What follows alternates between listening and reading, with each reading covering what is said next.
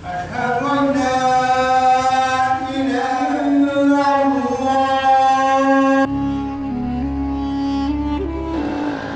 दुआ तो है मेरे मुर्शद वाला जहाँ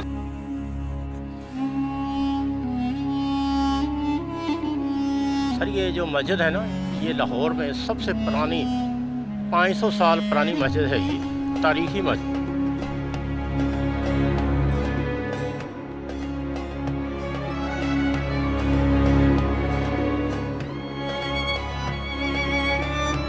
इस वली की ये वो पहली दरसगाह थी जहाँ से उन्होंने अपने इल्म का आगाज किया था।